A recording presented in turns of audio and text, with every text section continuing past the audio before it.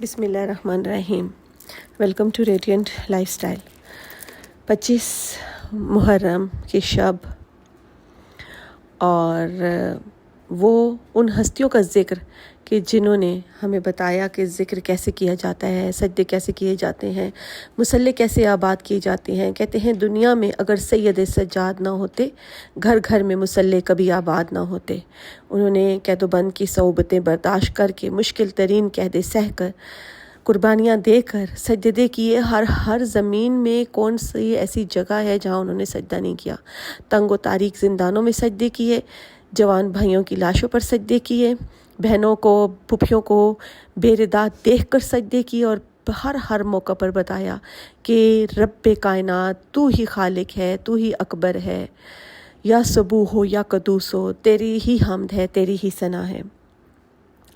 جب بھی کچھ مانگے نا اللہ تعالیٰ سے تو سب سے پہلے خیر مانگے، اور کچھ بھی مانگنے کے ساتھ خیر مانگے، اور کچھ بھی مانگنے کے بعد بھی خیر مانگے، کیونکہ ہر چیز میں خیر ہونا سب سے اہم ہے۔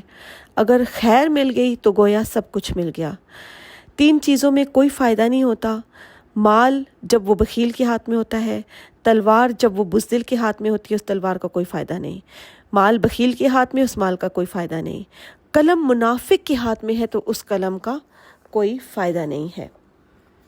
اور آج 25 محرم ہے، امام زین العابدین سب جانتے ہیں، جو نہیں جانتے ان کے لیے میں کہوں گی کہ امام زین العابدین یعنی کہ عابدین کی زینت، عابدوں کی زینت، سید الساجدین، سجدہ کرنے والوں کا سردار، وہ امام کہ جنہوں نے ہمیں بتایا کہ کیسے اللہ کی عبادت کی جاتی ہے، کیسے اللہ کو یاد کیا جاتا ہے، کیسے اللہ سے مناجات کی جاتی ہیں، کیسے اللہ سے دعائیں مانگی جاتی ہیں، اور کیسے مشکل ترین حالات میں بھی صبر کا دامن ہاتھ سے نہیں چھوڑا جاتا۔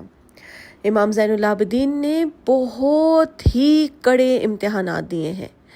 کہتے ہیں کہ جب امام زین العابدین قیدیں نبھا کر واپس آئے تھے نا کربلا میں، تو واپس کربلا میں آ کر انہوں نے کہا تھا شہزادہ علی اکبر کی جاگیر کی طرف، ان کے مقام شہادت کی طرف دیکھ کر کہا اکبر برچی کھانا آسان ہے، پھر کہا غازی عباس چچا بازو کٹوانا آسان ہے، قاسم ٹکڑے ٹکڑے ہونا آسان ہے۔ سب شہیدوں کو مخاطب کر کے کہا تو پھر مشکل کیا ہے سجاد، تو پھر مشکل کیا ہے؟ کہا برچی کھانا آسان، بازو کٹوانا آسان، ٹکڑے ٹکڑے ہونا آسان، لیکن زینب جیسی پھوپھی کے ساتھ کبھی ایک بازار کبھی دوسرے بازار، بی بی سکینہ کے ساتھ، ماؤں بہنوں کے ساتھ کبھی ایک دربار کبھی دوسرے دربار، اور مجمع بھی کون سا؟ شرابیوں کا مجمع اور بے حیاؤں کا مجمع، جہاں علی کی بیٹی چادریں مانگتی رہی۔ ہمارے لاکھوں کروڑوں درود و سلام، وہ جنہوں نے دنیا کو پردہ سکھایا، ان کی چادریں لوٹ لی۔ کہتے ہیں جس گھر میں جبرائیل بغیر اجازت کے نہیں آتے تھے، وہاں شمر بغیر اجازت کے آ گیا، لعنت ہو اس پر 100 بار۔ اور اپنا تعلق مضبوط کیا کریں ان ہستیوں کے ساتھ۔ دیکھیں، کہتے ہیں کہ کربلا کے بعد یا حسینی ہیں یا یزیدی ہیں۔ آپ بتائیں کہ آپ کس کے ساتھ ہیں؟ اگر آپ حسین کے ساتھ ہیں تو پھر حسین کی یادوں کو زندہ کیجیے، حسین کے ذکر کو زندہ کیجیے، حسین کے ذکر کو عام کیجیے، حسین کے ذکر کو پھیلائیے۔ یہ تو اللہ تعالیٰ نے بھی کہا ہے نا کہ تم میرا ذکر کرو، میں تمہارا ذکر کروں گا۔ تو حسین جیسا ذکر کس نے کیا؟ سجاد جیسا ذکر کس نے کیا؟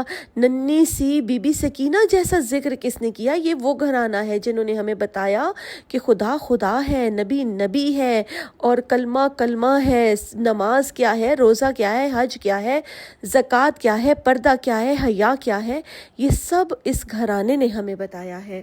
اور امام زین العابدین جب اپنی بہنوں کے ساتھ، اپنی پھوپھیوں کے ساتھ، اپنی ماؤں کے ساتھ شام کے غلیظ بازار میں گئے ہیں نا، اللہ آپ کو ایک دفعہ لے کے جائے تو آپ دیکھیے گا کہ آج بھی شامی جو ہے ان کی کیا حالت ہے۔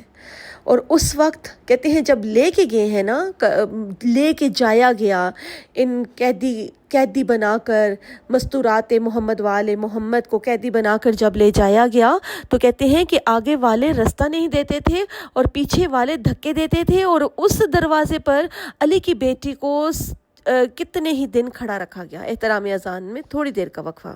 کا بازار وہ بازار ہے کہ جہاں پہ سب سے زیادہ کہتے ہیں دنیا میں اگر شام کا بازار نہ ہوتا، شبیر کا بیٹا کبھی بیمار نہ ہوتا۔ یہ وہ بازار ہے کہ جس کو یاد کرتے کرتے امام زین العابدین روتے روتے، خون کے آنسو روتے روتے اس دنیا سے حقیقی دنیا میں چلے گئے۔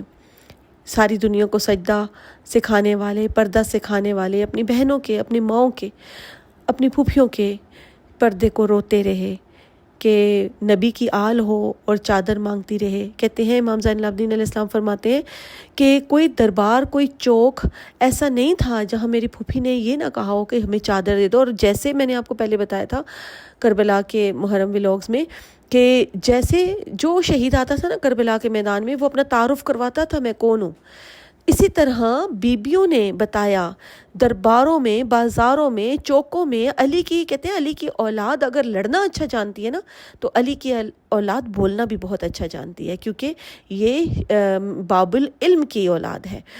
اور بی بی ان کی بیٹیوں نے، ان کے بیٹوں نے ہر جگہ بتایا کہ ہم کون ہیں، ہم اولاد رسول ہیں، کیا تم ہمیں جانتے نہیں؟ اور جب یزید نے کہا تھا نا دربار میں کہ زینب تمہارا بھائی ہار گیا اور میں جیت گیا، تو میری بی بی نے اس وقت کہا تھا کہ اذان ہوئی تو میری بی بی نے کہا کہ یہ اذان گواہ ہے کہ میرے بھائی کی جیت ہے، تو ہار گیا ہے، تجھ پر قیامت تک لعنت ہوگی اور میرے بھائی پر قیامت تک صلوات ہوگی انشاءاللہ۔